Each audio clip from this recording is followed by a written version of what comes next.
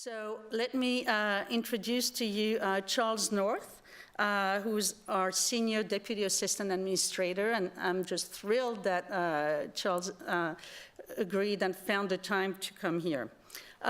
Just let me briefly tell you, Charles joined USAID's Bureau for Economic Growth, Education and Environment in February 2013 as Senior Deputy Assistant Administrator. But he currently has the oversight of E3 of the Bureau, while the Assistant Administrator is on temporary duty in the Africa Bureau. A Senior Foreign Service Officer, Mr. North recently served as Mission Director in Russia. He also held numerous Washington leadership positions, including as Senior Deputy Director of the agency's Afghanistan and Pakistan Task Force. He was advisor to the Assistant Administrator to the Bureau for Asia, and he was also Director of the Policy Office of the Bureau for Policy Program and Coordination. And Charles is now the U.S. representative to the Global Education Partnership Board. So we're very proud of that and very happy. So please welcome Charles North.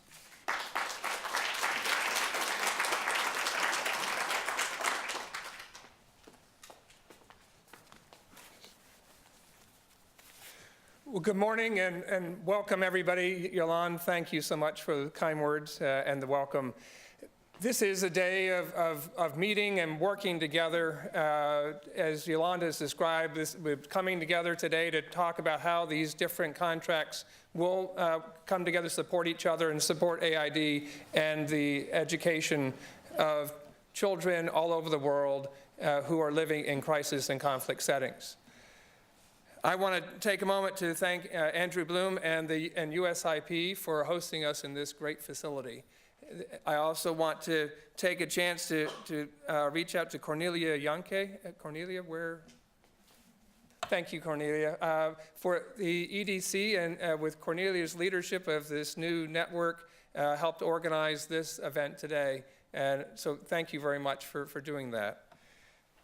We'll talk a little bit more about the network and the other contracts in a minute. But I wanted to come back to the video. So the Let Girls Learn video was launched last June. It was certainly part of our concern about girls' education worldwide. But it came as a direct response to the kidnapping of hundreds of girls, schoolgirls in Nigeria.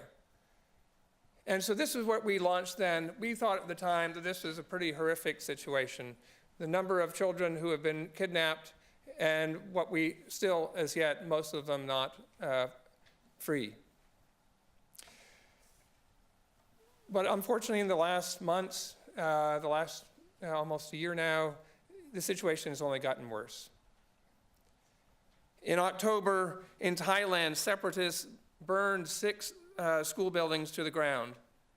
They burned the textbooks, they burned the schools, they burned the furniture, and they burned down the dreams of hundreds of students.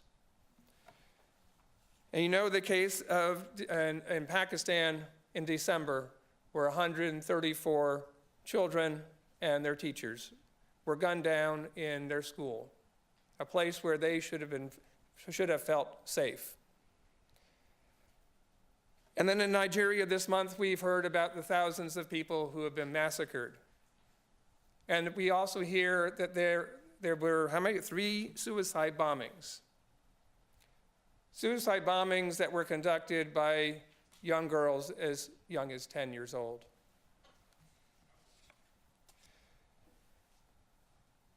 There was an op-ed in the LA Times just a few weeks ago by Alexandra Letelier, I believe her name is, and she had a call for action for USAID, UNICEF, and charities such as the Bill and Melinda Gates Foundation, that we need to address the issue of girls being kidnapped, seized, and put into forced marriages. And then just a couple days ago, there was frankly a heart-wrenching op-ed by Angelina Jolie in the New York Times. And if you haven't seen it, I recommend you do. She talked about visiting refugee camps in Iraq refugee camps for Syrian families escaping the war.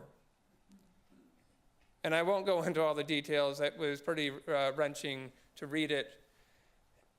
And I thought about those articles, I thought about those events, and I thought this really is our call to action.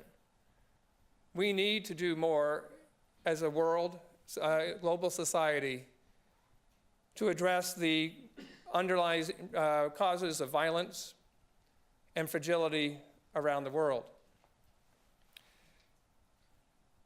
But let's understand that the issues of fragile states, of conflict and violence, of natural disasters and man-made disasters are not going away. In the last, annually, USAID's Office of Foreign Disaster Assistance responds to 70 different disasters in 56 countries on average. That's every year. By one estimate, before we go on, we are also managing 3 to 4 major disasters, unprecedented number, simultaneously in the last year. This has been a stretch on AID and our OFTA response teams, but it gives you a sense that the crisis mode of operations seems to only be continuing, if not increasing. And by one estimate, by 2025, 80% of people living in extreme poverty in countries affected by conflict and crisis, 80% of people who are living in extreme poverty will be in countries of conflict and crisis. So the projection for us going forward is what we've seen over the last year may be the new normal, hopefully not, but it's something we as a global community need to address, and we also need to recognize it's not going away quickly. So the challenge for us today is how to ensure that children and youth living in these environments of crisis, of conflict, of violence, can safely receive a quality education. This is one way we can stem the constant renewal of instability. So for AID, we are constantly looking for new ways. We're trying to find new ways of making a difference, of addressing these issues, in new ways, bringing new tools, new approaches. How can we actually see better results? We approach it in 3 ways. One is through partnership, building on existing partnerships and building new partnerships. Second, by putting greater emphasis on innovation and technology. And third, the relentless focus on measuring and achieving results. So let me talk a bit about partnership, because that's what we're really about here today, is partnership, bringing everybody here together, working towards one goal. So a couple examples. One in Jordan. In 2012, USAID funded an early grade reading test, reading and math assessment, and found that 17% of all second graders were reading at grade level. And only a fraction of the students could answer conceptual math problems. We worked with the Jordanian Ministry of Education to develop reading and math program for the 2013-2014 school year for 45 pilot schools. Those schools benefited 12,000 students. The preliminary results of that assessment, carried out in May of 2014, in the 45 pilot schools showed a dramatic increase in just 1 year. Comprehension among second graders increased from 13% to 24%. The number of second graders unable to answer a single comprehension question correctly was reduced from 32% to less than 19%. Building on this success, USAID, in partnership with the UK's development agency, DFID, and the Jordanian government, extended this program countrywide. This initiative will also addressing all public schools all across the country, but we also including in that 40,000 refugee students. Students who get that second shift after the Jordanian students have finished their class day. So we're hoping, expecting to see significant results in meeting the needs of those children, those Syrian refugee children who've been affected by the conflict in their country. Another example of partnership comes from Liberia, where the Liberian government is now working to reopen all the schools that were closed because of the Ebola epidemic. Oh, it moves. We working with EDC and, and with UNICEF. EDC through what was called the Advancing Youth Project, addressing the needs of later learners, if you will, those who missed out on the opportunity to learn because of the Civil War.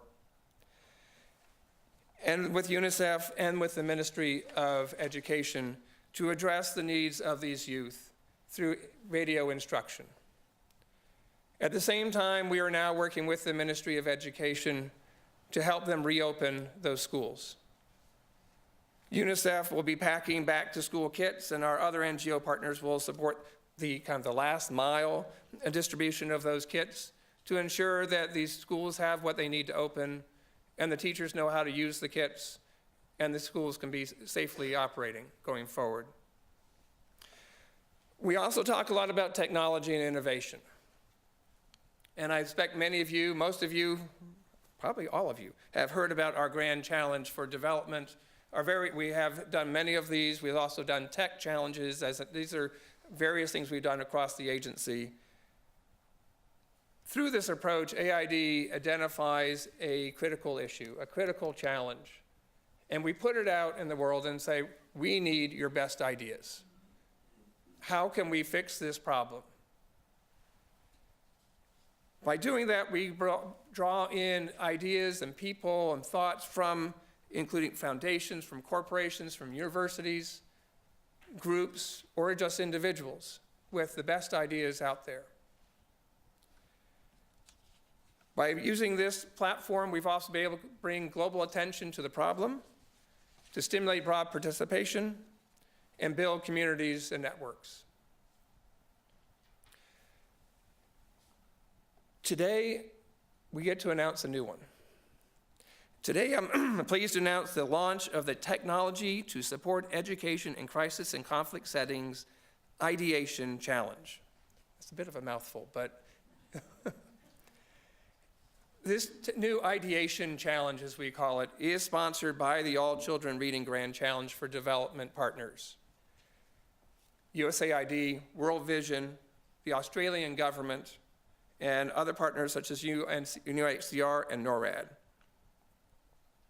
Through this ideation call, we are seeking ideas for appropriate, cost-effective, and sustainable uses of a broad range of technologies that will be responsive within the first 6 months of a crisis or conflict, for maintaining access to basic education where formal education has been interrupted.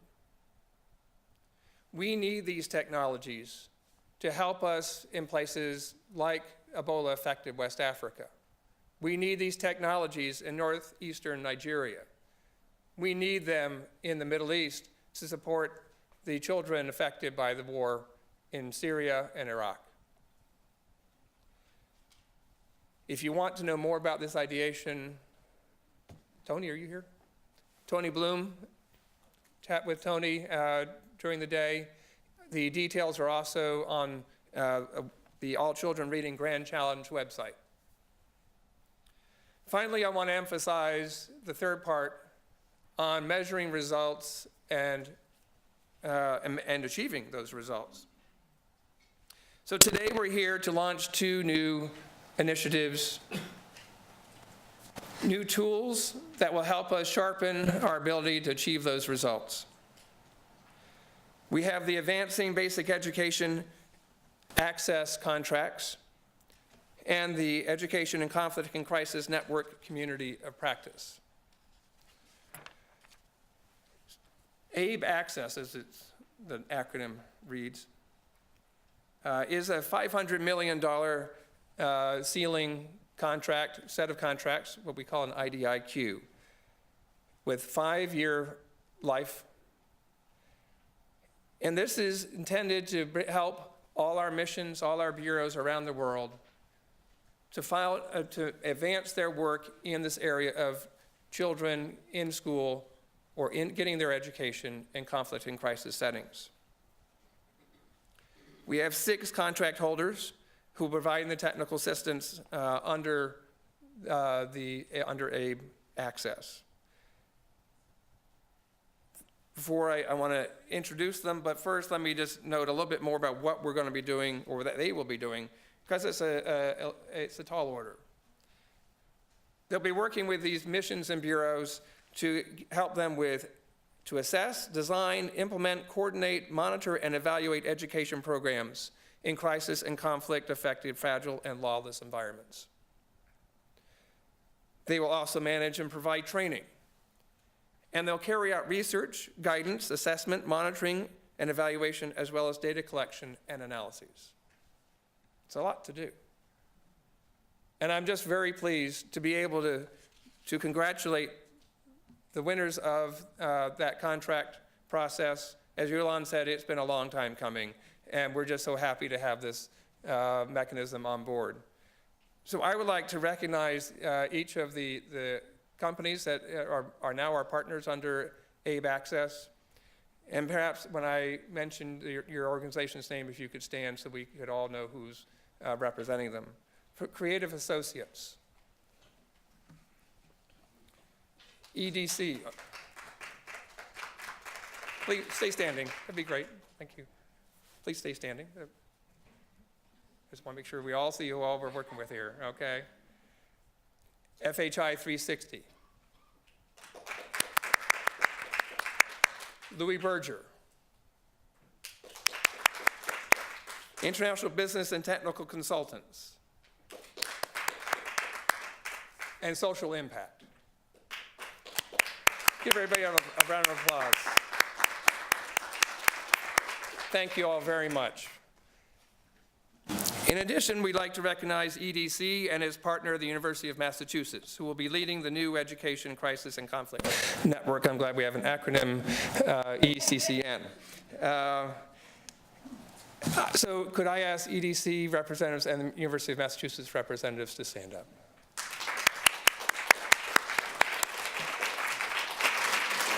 Oh, there are more, okay.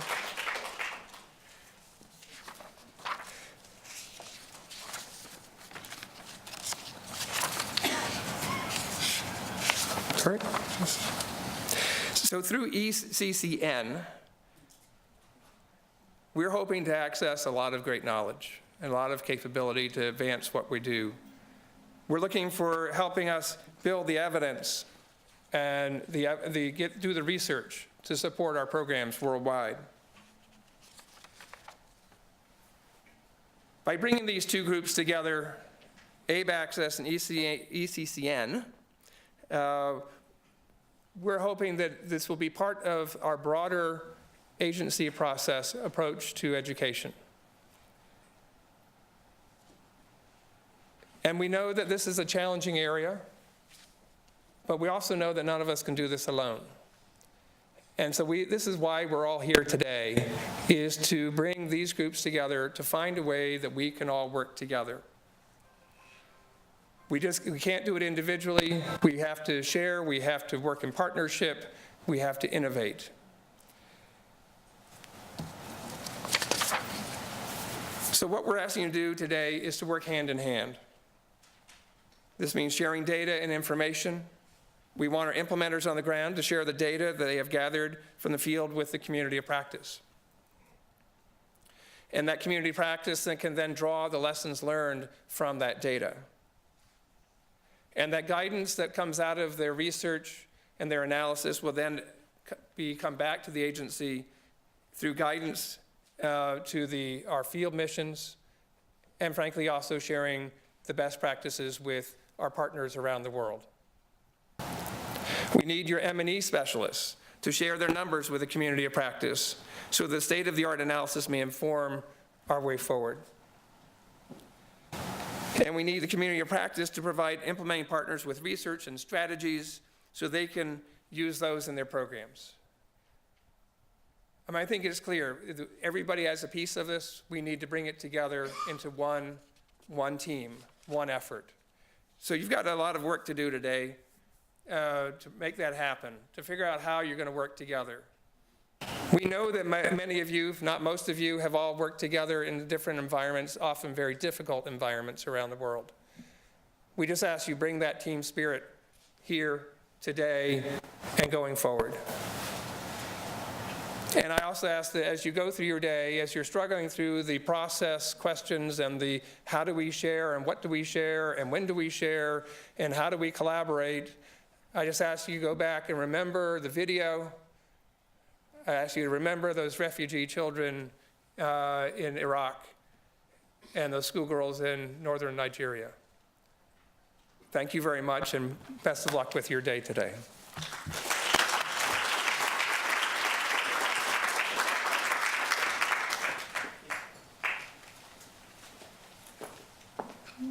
Thank you, Charles, for this inspiring speech, and it really positions us as partners to promote our agenda in crisis and conflict countries.